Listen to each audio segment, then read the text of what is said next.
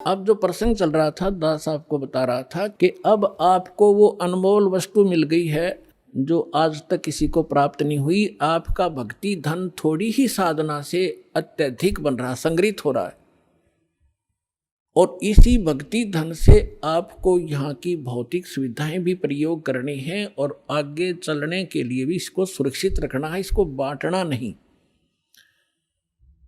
अपनात्मा कुछ दिनों के बाद जिसने 1-2 वर्ष साधना या कर ली भगवान की सत साधना, तो आपका जो भक्तिहीन हो जाओगे, आप किसी को आशीर्वाद दे दोगे ना, वो भी फलने लग जाएगा। आपके पंचर हो जाएगा और उसमें हवा भरने लग जाएगी, आप भी डाउन हो जाओगे, यही रह जाओगे। आपकी गाड़ी खड़ी हो जाएगी और उसने उसका लाभ होना नहीं, क्योंकि दोनों को फुल एयर चाहिएगी टायर में आगे गाड़ी बढ़ाने के लिए, और वो अलग सिस्टम है जो दास आपको दे रहा है। इससे पंप सारे भरो और अपनी गाड़ी चलाओ। एक दूसरे मूर्ख होगा जो अपने टायर में दूसरे के टायर में हवा भरे, दोनों कंडम हो जाओगे।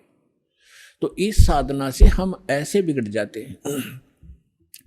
जो प्रसंग चल रहा था कि ऐसे जो जन्म मनुष्य के होते हैं वो ऐसे होते हैं जो पुनकर्मी प्राणी है। जैसे अब ये भक्ति युग चला है, अभी 1-2 वर्ष और बाधा रहेगी, थोड़ी बहुत, ज़्यादा नहीं, क्योंकि समझदार हो, बुद्धिमान हो, सबको ज्ञान हो गया, अब कौन किसकी सुनेगा।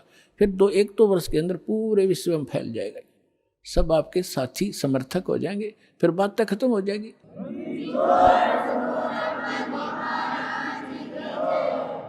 फिर जो मर्यादा आप करोगे आपका सहयोग देंगे और वो भी वो मर्यादा ही पालन कर रहे होंगे, तो आपका भक्ति खंड नहीं होगा, आप भी सफल होंगे और वो भी होंगे। फिर क्या होगा कि कुछ दिनों में आपको इतना सुख हो जाएगा, क्योंकि भगवान सुख सागर है।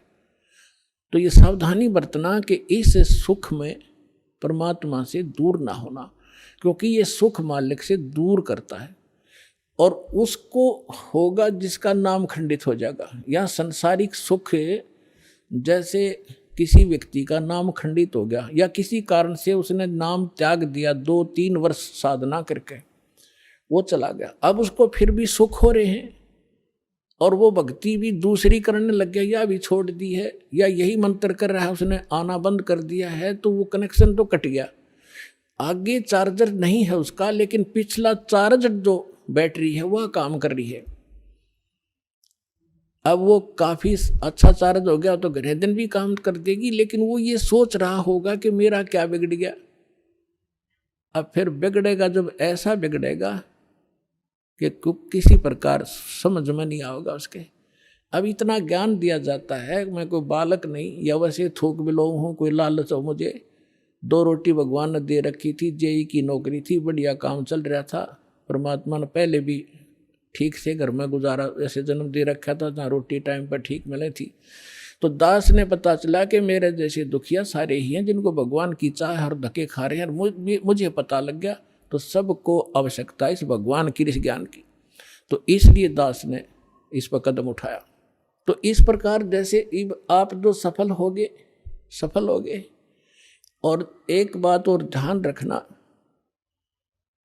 आप यहाँ केवल उसी उद्देश्य को लेकर ना आना कि जैसे रोगी है वो रोग ही स्वस्थ हो, जिसको पुत्र की संतान नहीं है वो संतान ही हो तो बात बने। अगर संतान भी आपको आवश्यक होगी देनी तो यही मिलेगी, पृथ्वी पर कोई नहीं देगा आपने। और जो आपका रोग निवारण होगा तो यही होगा, पृथ्वी पर कहीं होगा भी नहीं, और होगा ही होगा, रोग तो निवारण होगा ही होगा। बाकी संतान भी परमात्मा अगर चाहेगा तो सब कुछ कर सकता है। उसका एक लंबा इतिहास है, फिर बताऊंगा, ऐसी बात नहीं। यहाँ हजारों ऐसे प्रमाण हैं जिनके 10-10 वर्ष, 12-12 वर्ष और 15-15, 20-20 वर्ष ब्याह न हो गए थे और बच्चा नहीं था। सारे सब आजकल तो सारे जो है ना ये भौतिक और सारे ट्रीटमेंट हैं, ये भी करवा के छक लिए थे मालिक ने, उनको भी संतान दे दी। ये तो कोई बड़ी बात नहीं है, लेकिन हमारा आपका मूल उद्देश्य मोक्ष हो और आपको पार करने के लिए परमात्मा जैसे भी आपको रखे वैसे ही रहो। जैसे डॉक्टर के यहाँ मरीज होता है और उसको थोड़ा बहुत कष्ट भी बन रहा है, वो जैसे भी कोई ट्रीटमेंट करे, इंजेक्शन लगाओ, जब भी थोड़ा बहुत दर्द तो होएगा। अब उस इंजेक्शन ने ना लागण दे, फिर वो ट्रीटमेंट के करेगा डॉक्टर। तो थोड़ी बहुत संकट, थोड़ा बहुत कष्ट आपको महसूस भी हो, वो गॉड गिवन समझना।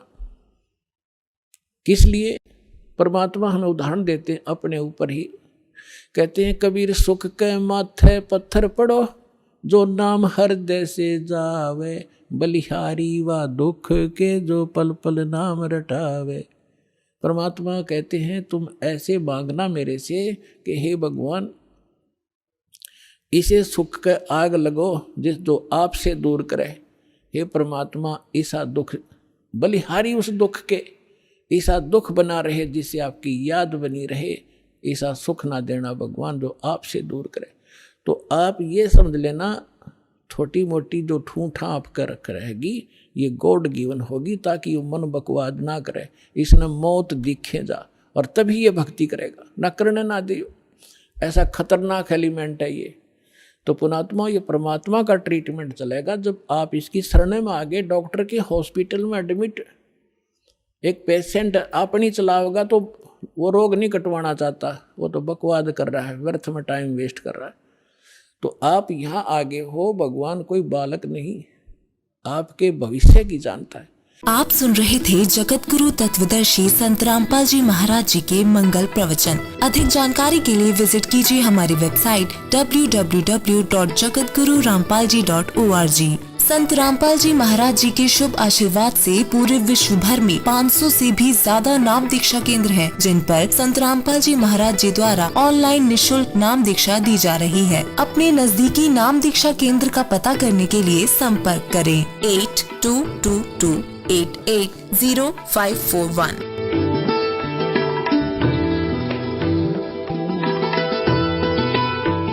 भाई जो गुरु बचन पे डट गे रकट गे फंद 84 के। भाई जो गुरु बचन पे डट गे रकट गे फंद 84 के। कट गे फंद 84 के, रकट गे फंद 84 के। भाई जो गुरु बचन पे डट गे रकट गे फंद 84 के। वस्तु मिली ठोड़ की ठोड़, मिट गई मन पापी की दौड़। वस्तु मिली ठोड़ की ठोड़, मिट गई मन पापी की दौड़। ये भरम मिटे मथुरा काशी के, भरम मिटे मथुरा काशी के। भाई जो गुरु बचन पे डट गे रकट गे फंद